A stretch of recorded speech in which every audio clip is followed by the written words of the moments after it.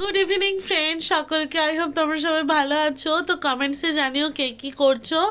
আমি এখন সোনাকে একটু দেখো পড়াচ্ছিলাম, তো তার মধ্যে ওর পেয়েছে গন্ধ, কি বিচ্ছিরি ব্যাপার দেখো না, সব জামা প্যান্ট খুলে মুলে এখানে ছড়িয়ে ছিটকিয়ে শুধু এখন ব্যালকনিতে গিয়ে দাঁড়িয়ে রয়েছে। মানে ওর বরাবরের অভ্যাস, ওই মানে যেটা আছে ওর হাগিস, মানে দাও এটা মা একটুখানি, এই যে এইগুলো ও এখনো অবধি পরে পটি করবে, ঠিক আছে।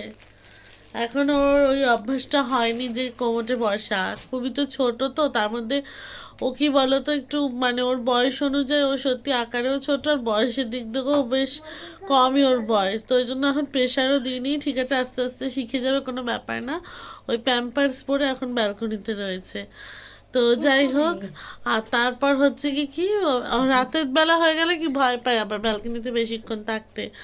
ওর যেহেতু ওর সঙ্গে কেউ নেই, আমরা আবার এটাও আছে, লজ্জাও আছে, গুণটাও আছে।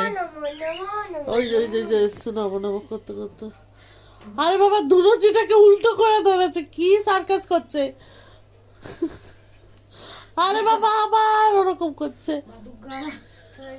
ওই কাঠের ওটাকে ধরে করে। হ্যাঁ মা গো মা, বাথরুম করতে করতে কি কাণ্ড করে বেড়াচ্ছে, ওইটাকে রাখ তুই।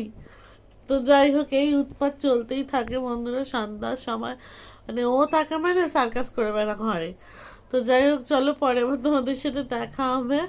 আর ওর আন্টি তো আজকে এসেছিলো, পড়িয়ে গেছে, আর কিছু হোমওয়ার্ক, কালকে তো স্কুল ছুটি, কিন্তু আমি ওকে কিছু হোমওয়ার্ক দিয়েছিলাম যেটা ও এখন করছিল, তো করে নিলে পরে ওর ছুটি হয়ে যাবে। তো এই আর কি, চলো টাটা।